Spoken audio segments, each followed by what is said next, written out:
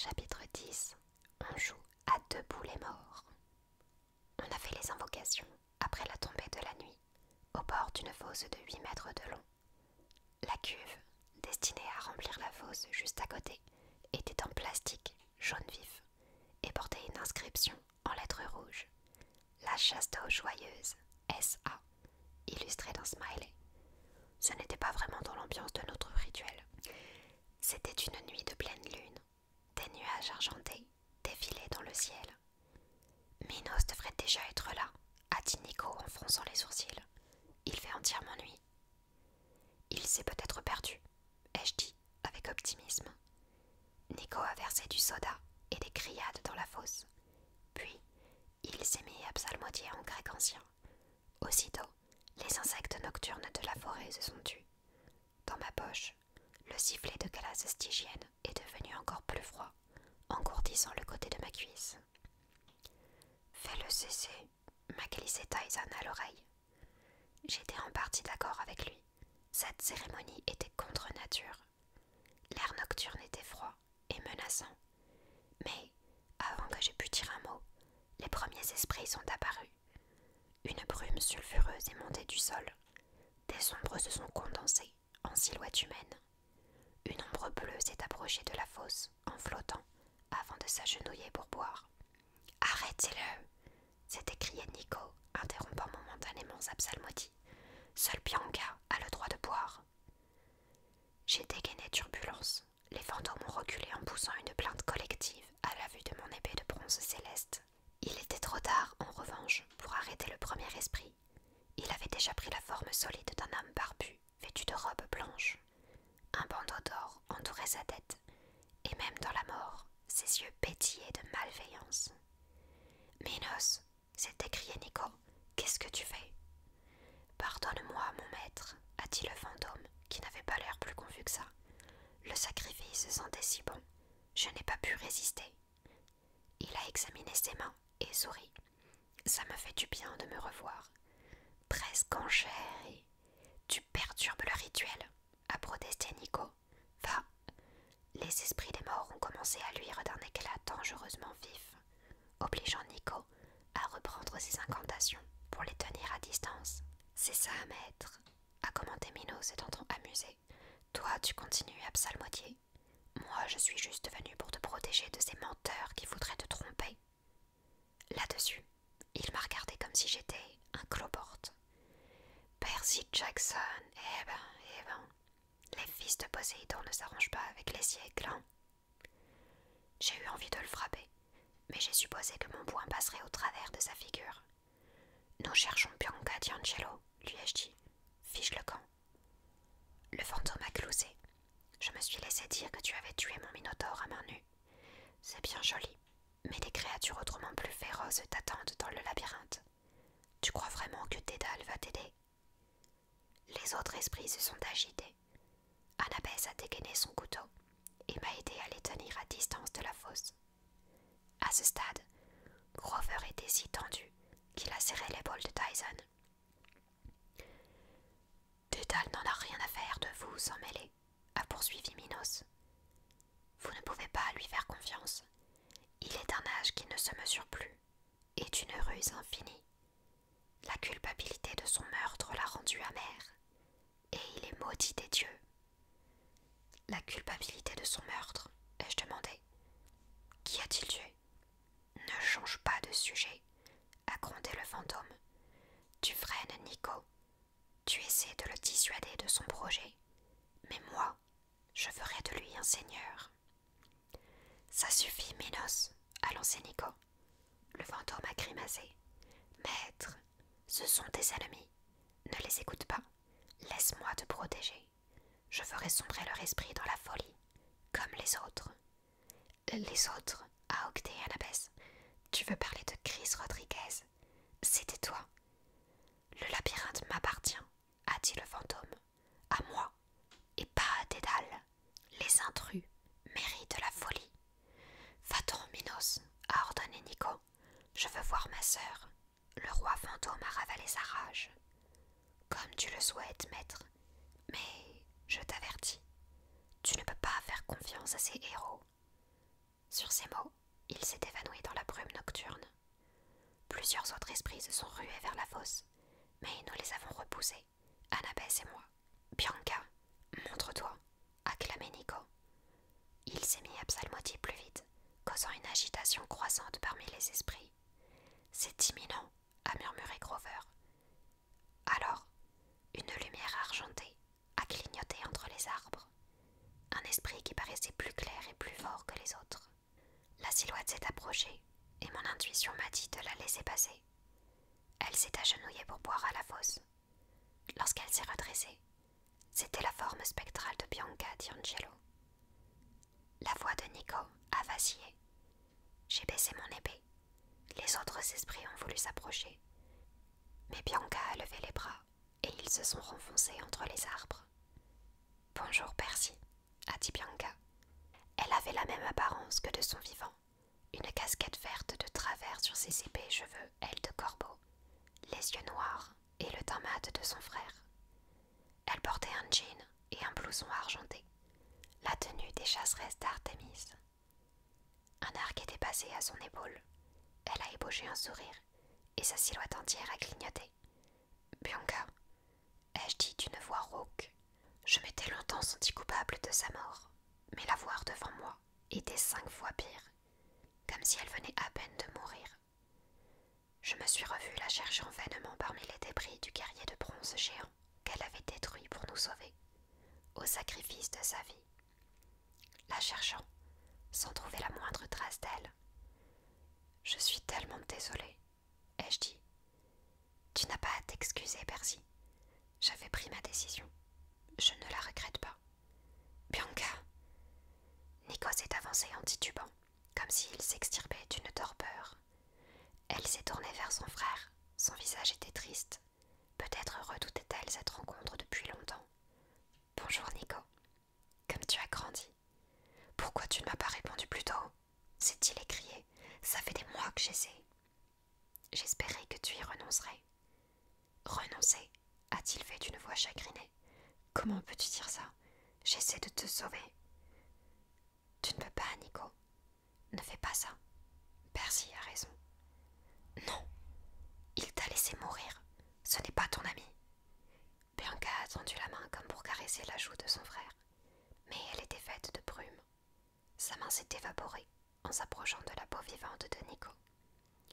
Tu dois m'écouter, a-t-elle dit. Pour les enfants d'Hadès, il est très dangereux de garder rancune.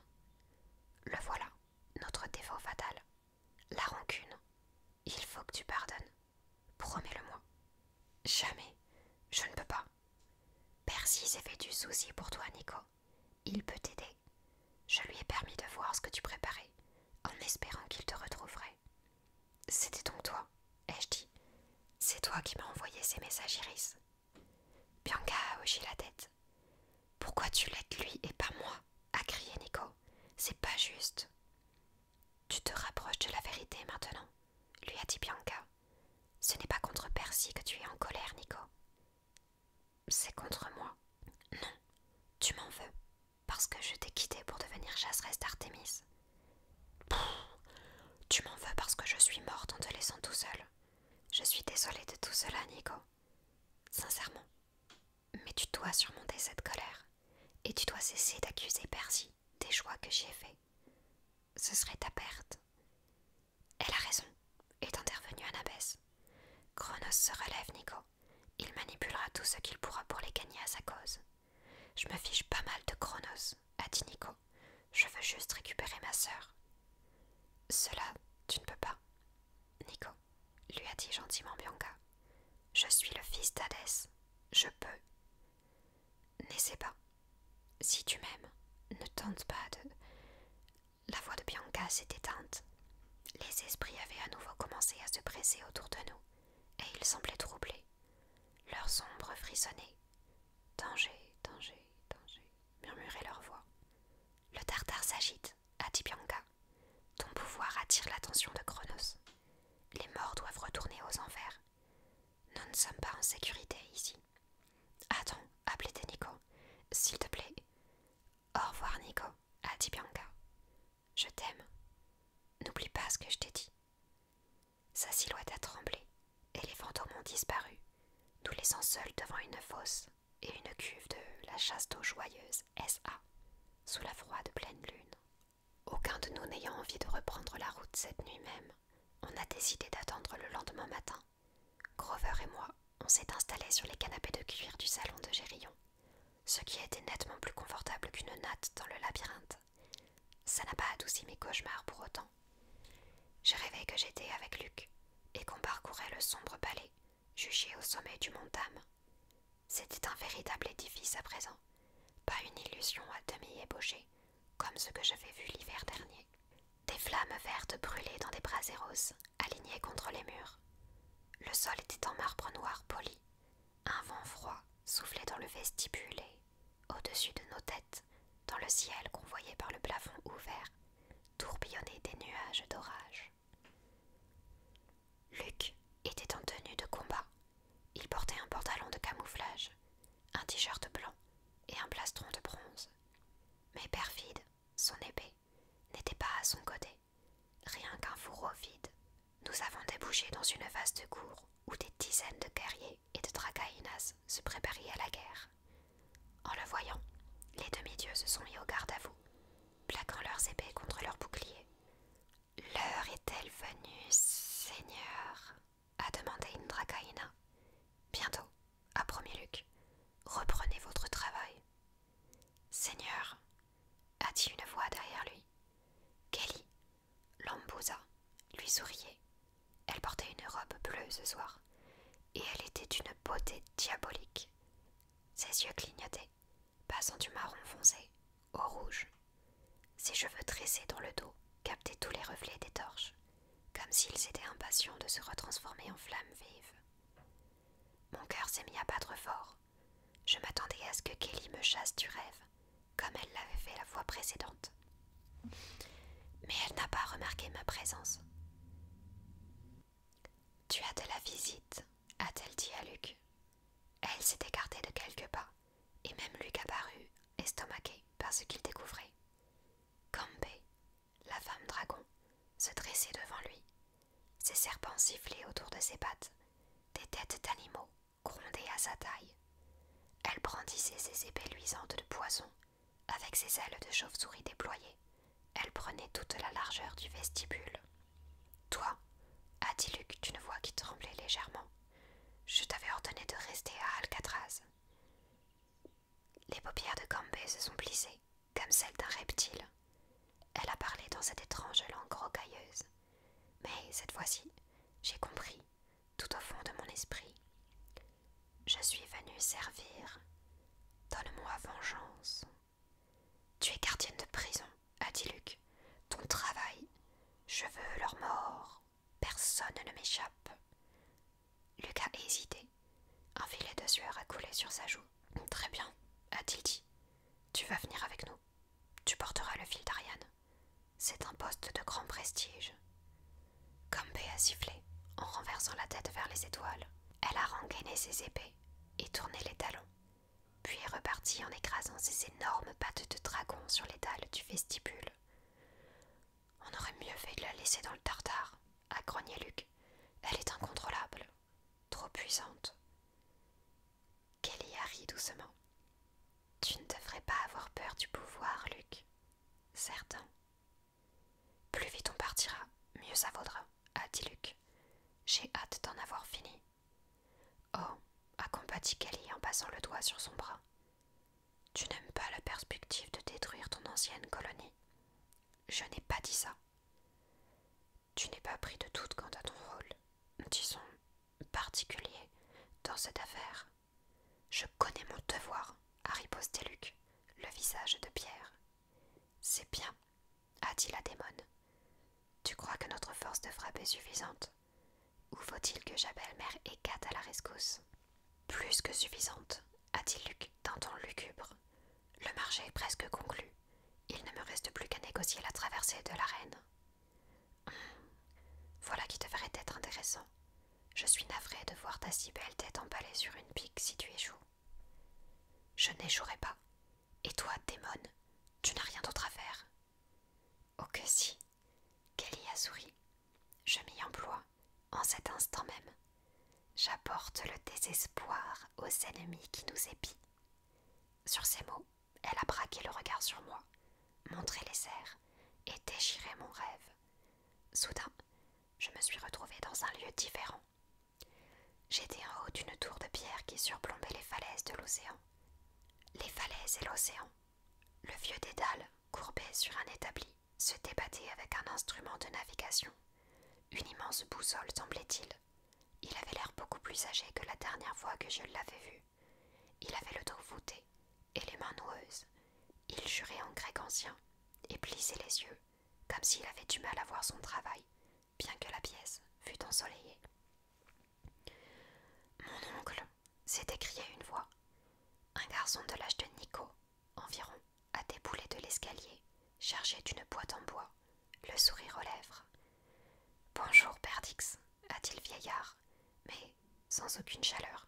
« Tu as déjà fini tes devoirs ?»« Oui, mon oncle, c'était facile. »« Facile ?» a répété Dédale avec une grimace. Même le problème où il fallait acheminer de l'eau en haut d'une colline sans pompe. C'était facile. Oui, regarde. Le garçon a laissé tomber sa boîte et farfouillé dedans. Il en a ressorti un papyrus et a montré au vieil inventeur des notes et des schémas. Pour moi, il n'avait aucun sens, mais Dédale a hoché la tête à contre-cœur. « Je vois, » a-t-il commenté. « Pas mal. »« Le roi a adoré, » a ajouté Perdix. « Il a dit que j'étais peut-être encore plus intelligent que toi. » Vraiment. Mais j'y crois pas. Je suis tellement content que maman m'ait envoyé étudier auprès de toi. Je veux savoir tout ce que tu sais. Oui, a grommelé Dédale. Prendre ma place quand je serai mort. Hein? Le garçon a écarquillé les yeux. Oh non, mon oncle. Mais je réfléchissais. Pourquoi les hommes doivent-ils mourir de toute façon? L'inventeur a grimacé. C'est dans l'ordre des choses, mon garçon. Tous les êtres vivants meurent, à part les dieux. Mais pourquoi? A insisté le garçon. Si on pouvait isoler l'animus, l'âme, sous une autre forme. Tu m'as parlé des automates, mon oncle. Des taureaux, des aigles, des dragons, des chevaux de bronze. Pourquoi ne pas faire un corps d'homme en bronze? Non, mon garçon, a répondu sèchement Dédale. Tu es naïf. Une chose pareille est impossible. Je ne crois pas, a insisté Perdix, avec l'aide d'un peu de magie. De magie. Bon. Si, mon oncle, en alliant la magie et la mécanique avec un peu de travail, on pourrait fabriquer un corps à l'aspect parfaitement humain. Mais, en mieux, j'ai pris quelques notes. Il a tendu un épais rouleau de papyrus au vieillard. Dédale l'a ouvert et l'a lu, longuement, les yeux plissés. Il a jeté un coup d'œil au garçon, puis a replié le manuscrit et s'est éclairci la gorge. Ça ne marchera jamais, mon garçon. Quand tu seras plus grand, tu comprendras. Je peux réparer l'astrolabe alors, mon oncle. Est-ce que tu as les doigts encore gonflés? Dédale a serré les mâchoires. Non merci, va jouer. Perdix n'a pas eu l'air de remarquer la colère du vieil homme. Il a attrapé un coléoptère en bronze de sa pile d'affaires et s'est rué au bord de la tour. Un rebord peu élevé courait sur le tour. Il arrivait seulement aux genoux du garçon. Il y avait beaucoup de vent. Recule, avais-je envie de lui dire. Perdix a remonté l'insecte mécanique et l'a lancé dans le ciel. Il a déployé ses ailes et s'est éloigné en bourdonnant. Perdix s'est mis à rire de plaisir. Plus intelligent que moi, a murmuré Dédale trop bas pour que le garçon puisse l'entendre. Est-il vrai que ton fils est mort en volant, mon oncle? On m'a raconté que tu lui avais fabriqué d'immenses ailes, mais qu'elles ont lâché. Dédale a serré les poings.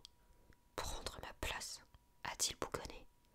Le vent fouettait le garçon, cinglait ses vêtements, jouait dans ses cheveux. J'aimerais voler, a repris Perdix. Je me ferai des ailes qui ne lâcheraient pas. Tu crois que je pourrais y arriver? Peut-être était-ce un rêve à l'intérieur de mon rêve. Mais j'ai soudain cru voir Janus, le dieu à deux têtes, vibrer dans l'air à côté de Dédale. Il balançait une clé d'argent d'une main à l'autre et souriait Choisis, murmurait-il au vieil inventeur. Choisis. Dédale a pris un autre insecte en métal parmi les jouets du garçon. Ses yeux brûlaient de colère. Perdix, s'est-il écrié, attrape. Il a lancé le coléoptère de bronze dans la direction du garçon. Ravi, Perdix a essayé de l'intercepter, mais il était hors de portée. Le coléoptère a fusé dans le ciel, et Perdix a tendu le bras un peu trop loin. Le vent l'a faugé. Tant bien que mal, il est parvenu à se raccrocher au bord. Il est parvenu à se raccrocher au rebord avec ses doigts. Mon oncle, a-t-il hurlé, aide-moi. Le visage du vieillard s'était figé en un masque impassible. Il n'a pas fait un pas. Vas-y, Perdix, a dit Dédale d'une voix douce. Fabrique donc tes ailes. Ne perds pas de temps. Mon oncle, a crié le garçon en perdant prise, et il a dégringolé vers les flots. Un silence mortel a suivi. Le dieu Janus a disparu en clignotant. Alors, un grondement de tonnerre a secoué le ciel. La voix sévère d'une femme a retenti d'en haut. Tu paieras le prix de cet acte, Dédale. J'avais déjà entendu cette voix. C'était la mère d'Anabès, Athéna. Dédale a tourné un visage grimaçant vers les cieux. Je t'ai toujours honorée, mère. J'ai tout sacrifié pour suivre ta voie. Le garçon avait également ma bénédiction. Pourtant tu l'as tué. Pour cela, tu devras payer. J'ai déjà payé tant et tant, a grogné Dédale. J'ai tout perdu. Je souffrirai aux enfers sans aucun doute. Mais d'ici là, il a saisi le manuscrit du garçon, l'a examiné un instant et l'a glissé dans sa manche. Tu ne comprends pas, a dit froidement Athéna. Tu paieras éternellement, maintenant et demain. Soudain, Dédale s'est effondré, foudroyé par la douleur. J'ai ressenti ce qu'il ressentait. Une brûlure insupportable m'a serré le cou, comme une main de fer rouge. Je ne pouvais plus respirer, plus rien voir. Je me suis réveillée dans le noir, les mains à la gorge. Percy, a appelé Grover depuis l'autre canapé. Ça va? J'ai calmé ma respiration. Je ne savais pas quoi lui répondre. Je venais de regarder l'homme que nous cherchions, Dédale, assassiner son propre neveu. Comment aurais-je pu aller bien? La télévision était allumée. Une lumière bleutée clignotait dans la pièce. Quelle heure est-il? Ai-je demandé dans un filet de voix. 2 heures du matin, a dit Grover. J'arrivais pas à m'endormir. Je regardais la chaîne nature. Il a reniflé. Genièvre me manque. Je me suis frotté les yeux. Ouais, bon, tu vas la revoir bientôt. Grover a secoué tristement la tête. Sais-tu quel jour on est, Percy? Je viens de le voir à la télé. On est le 13 juin. Ça fait 7 jours qu'on a quitté la colonie. Quoi? C'est pas possible. Le temps passe plus vite dans le labyrinthe, m'a rappelé Grover. La première fois que vous y êtes entrés, Annabeth et toi, vous aviez eu l'impression de n'être resté que quelques minutes, tu te souviens? Mais il s'était passé 1 heure. Ah oui, c'est vrai. J'ai enfin compris ce qu'il me disait, et ma gorge me brûlait de nouveau. Ta date limite pour le conseil des sabots fondus. Grover a fourré la télécommande dans sa bouche et en a croqué un coin. Dépassé, a-t-il dit en mâchant le morceau de plastique. Dès mon retour, ils me retireront mon permis de chercheur. Je ne serai plus jamais autorisée à partir. On leur expliquera, ai-je promis. On les convaincra de t'accorder plus de temps. Grover a dégluti. Ils n'accepteront jamais, Percy. Le monde est en train de mourir. Ça s'aggrave de jour en jour.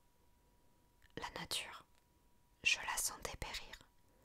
Il faut à tout prix que je trouve Pan. Tu le trouveras, mon pote, c'est sûr. Grover m'a regardé avec de grands yeux de chèvre tout tristes. Tu as toujours été un bon ami, Percy. Ce que tu as fait aujourd'hui, libérer les animaux du ranch de Gérillon, c'était formidable. J'aimerais pouvoir te ressembler davantage. Hé, dis pas ça. Tu es autant un héros. Non, je le suis pas. J'essaie constamment, mais Grover a soupiré. Percy, je ne peux pas rentrer à la colonie sans avoir trouvé Pan.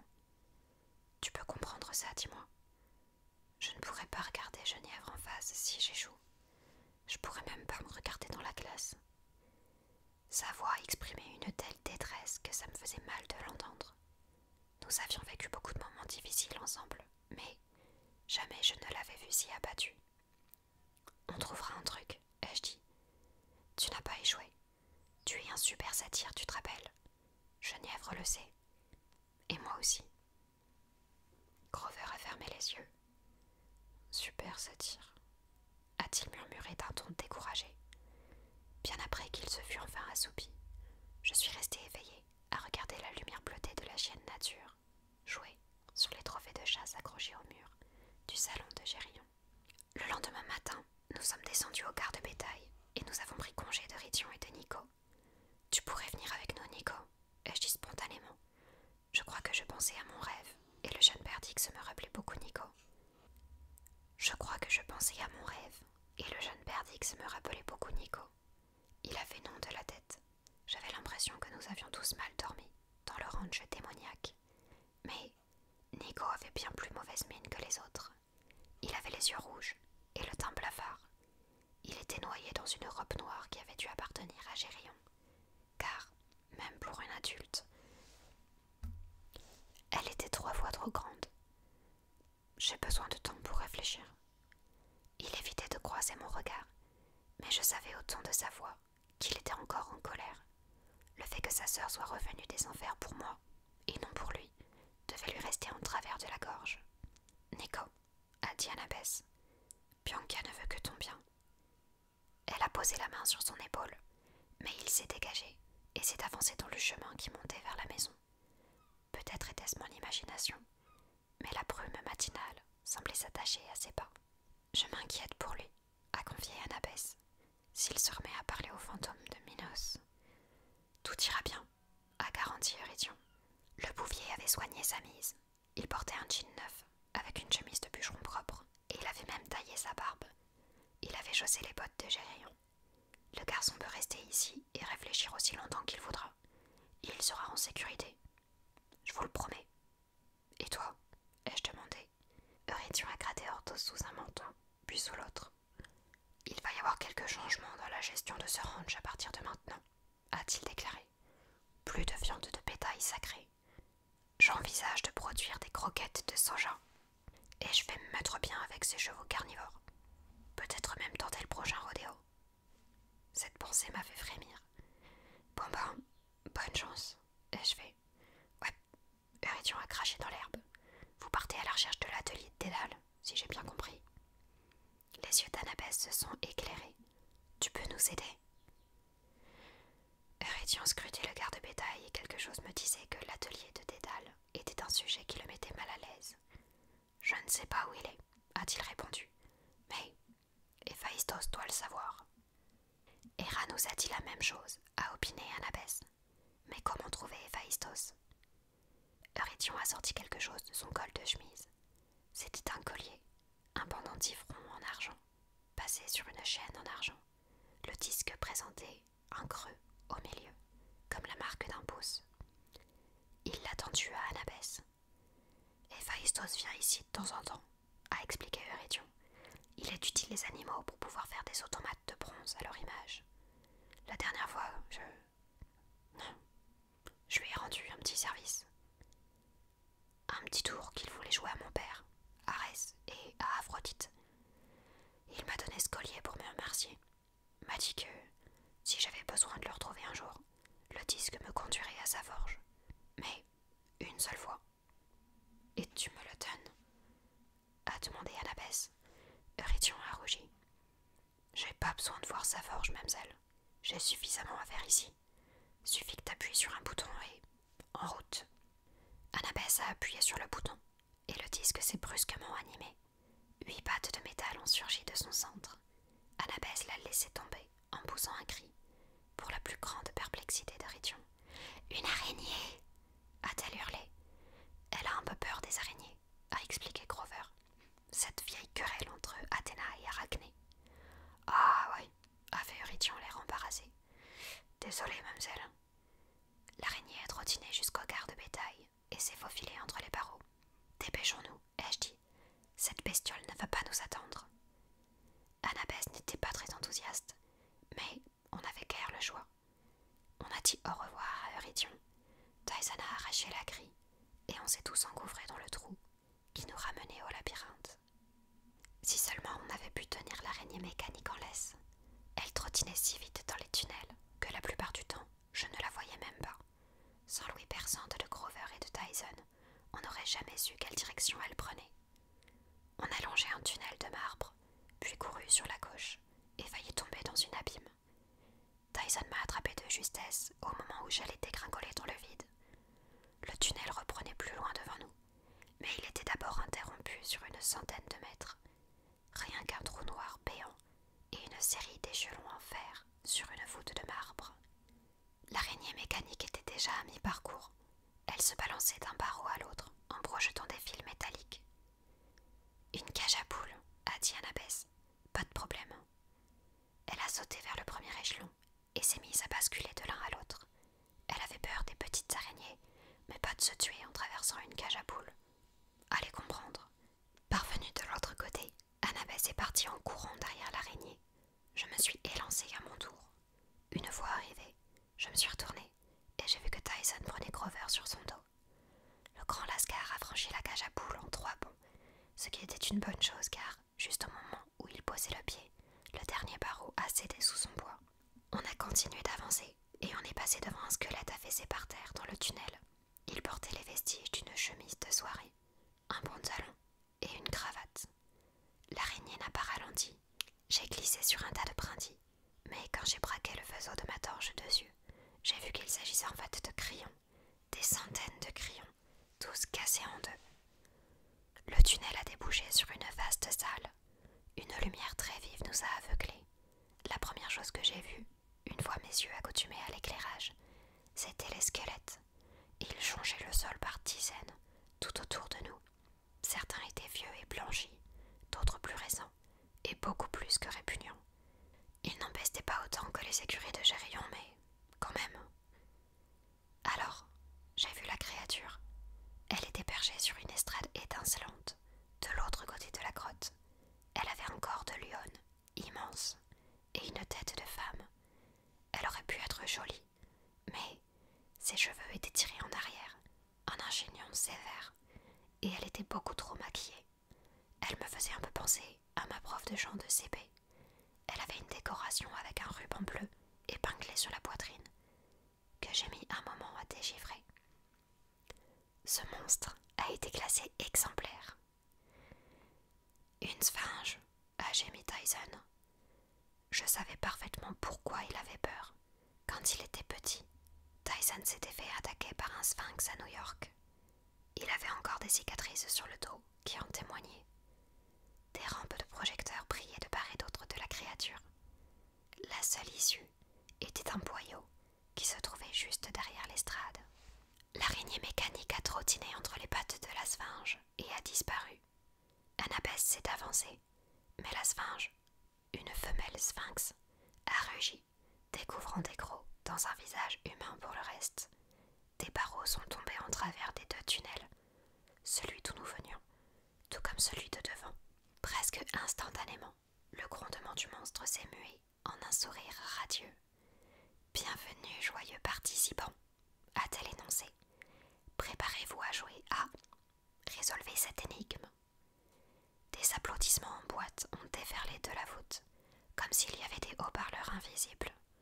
Les projecteurs ont balayé la grotte et brillé sur les facettes de miroirs disco de l'estrade, renvoyant 1000 reflets sur les squelettes gisant au sol. Des prix fabuleux à gagner, a dit la sphinge. Si vous réussissez l'examen, vous passez au niveau supérieur. Si vous échouez, je vous mange. Qui va être notre concurrent? Annabeth m'a serré le bras. Laisse-moi faire, a-t-elle murmuré. Je sais ce qu'elle va demander. Je n'ai pas vraiment discuté. Je ne voulais pas qu'Annabeth se fasse dévorer par un monstre. Mais je me suis dit que, si la sphinge nous soumettait à des énigmes, Annabeth était la mieux placée d'entre nous pour y répondre. Elle s'est avancée vers le podium, auquel tenait encore, complètement avachi, un squelette en uniforme scolaire. À peine l'a-t-elle effleuré qu'il s'est effondré par terre en cliquetant. « Excusez-moi, lui a dit Annabeth. « Bienvenue, Annabeth Chase, acclamait le monstre, bien qu'Annabeth ne lui ait pas dit son nom, et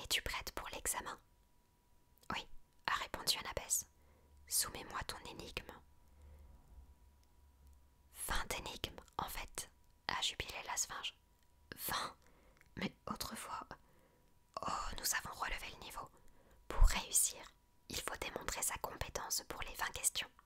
Ce n'est pas formidable. Des applaudissements ont jailli et se sont tus, comme un robinet qu'on ouvre et qu'on referme. Annabeth m'a lancé un regard inquiet. Je l'ai encouragée d'un signe de tête. D'accord, a-t-elle dit à la sphinge. Je suis prête. Un roulement de tambour a retenti. Les yeux de la sphinge ont brillé d'excitation. Quelle est la capitale de la Bulgarie? Annabeth a froncé les sourcils. Un horrible instant, j'ai cru qu'elle séchait. Sofia, a-t-elle répondu, mais exact. Nouvelle salve d'applaudissements en boîte. La sphinge a souri si grand que ses gros ont pointé. Inscris ta réponse bien clairement sur ta feuille de réponse avec un crayon numéro 2, s'il te plaît. Quoi? Annabeth a eu l'air décontenancée. Puis un carnet d'examen s'est matérialisé sur le podium devant elle avec un crayon taillé. Entoure soigneusement chaque réponse d'un cercle, a dit la sphinge. Si tu as besoin de gommer quelque chose, gomme-le entièrement. Sinon, la machine ne pourra pas lire tes réponses. Quelle machine? A demandé Annabeth. La sphinge a tendu la patte. Au bout d'un projecteur, il y avait une boîte en bronze avec un tas de rouages et de leviers, et un grand état sur le côté. L'initiale grecque d'Héphaïstos. Bien, a dit la sphinge. Question suivante. Une seconde, a protesté Annabeth. Qu'est devenu qui marche à 4 pattes le matin? Je te demande pardon, a fait la sphinge, visiblement contrariée. L'énigme sur l'homme. Il marche à 4 pattes le matin de sa vie, comme un bébé, sur 2 jambes l'après-midi, comme un adulte, et sur 3 le soir, comme un vieillard avec une canne. C'était ça ton énigme. C'est exactement pour ça que nous avons changé l'examen, s'est exclamée la sphinge. Tu connaissais déjà la réponse. Maintenant, deuxième question. Quelle est la racine carrée de 16? 4, a dit Annabeth, mais exact. Quel président des États-Unis a-t-il signé la proclamation d'émancipation? Abraham Lincoln, mais correct. Énigme numéro 4. Combien? Stop, a crié Annabeth. Je voulais lui dire d'arrêter de se plaindre. Elle assurait comme un chef. Il suffisait qu'elle continue de répondre et on pourrait partir. Ce ne sont pas des énigmes, a dit Annabeth. Comment ça? A rétorqué la sphinge. Bien sûr que si. Cet examen a été spécialement conçu pour... Ce n'est qu'une série de faits tout bêtes, a insisté Annabeth. Les énigmes sont censées faire réfléchir. Réfléchir? La sphinge a grimacé. Comment veux-tu que je mesure ta capacité à réfléchir? C'est ridicule. Maintenant, combien d'énergie faut-il pour... Stop, a insisté Annabeth. Cet examen est idiot. Annabeth, est intervenu Grover avec une pointe de nervosité. Tu ne voudrais pas finir l'examen et te plaindre après? Je suis une enfant d'Athéna. Cette mascarade fait insulte à mon intelligence. Je refuse de répondre à ces questions. Quelque part, j'étais impressionnée par son audace. Et quelque part, je me disais aussi que son orgueil allait nous coûter la vie, à tous. Les projecteurs brillaient de 1000 feux. Les yeux de la sphinge lançaient des éclairs d'une noirceur impénétrable. En ce cas, ma chérie, a dit posément la créature, puisque tu ne peux pas réussir, tu es recalée.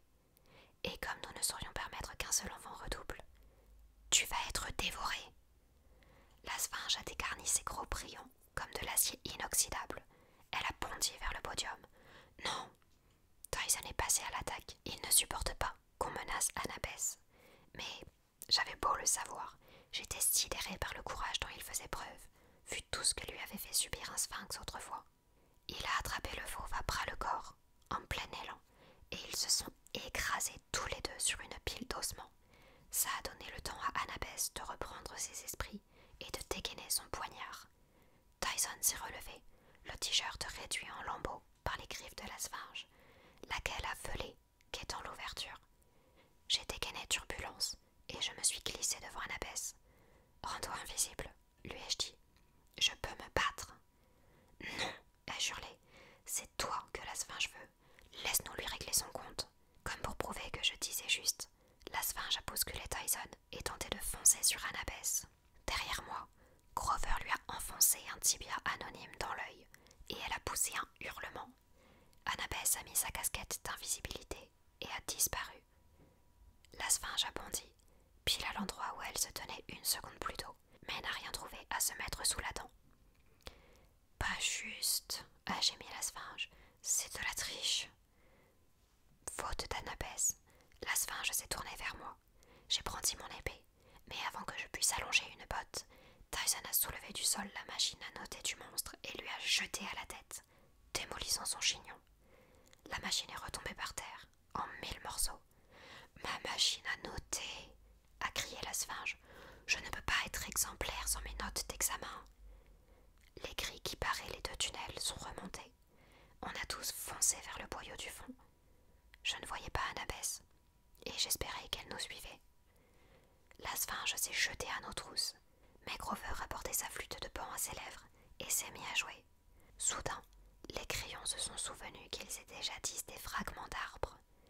Ils se sont rassemblés devant la sphinge, se sont déployés en racines et en branches, puis enroulés autour des pattes de la créature. La sphinge les a tailladés en quelques coups de griffe, mais ça nous a donné les précieuses minutes dont nous avions besoin. Tyson a tiré Grover à l'intérieur du boyau, et la grille s'est rabattue derrière nous. « Annabès !» ai-je crié. « Ici !» a dit une voix, juste à côté de moi. « Continuez de courir. » On s'est enfoncé à toutes jambes dans les tunnels obscurs, écoutant derrière nous les rugissements de la sphinge qui se plaignait de tous les tests qu'elle allait devoir corriger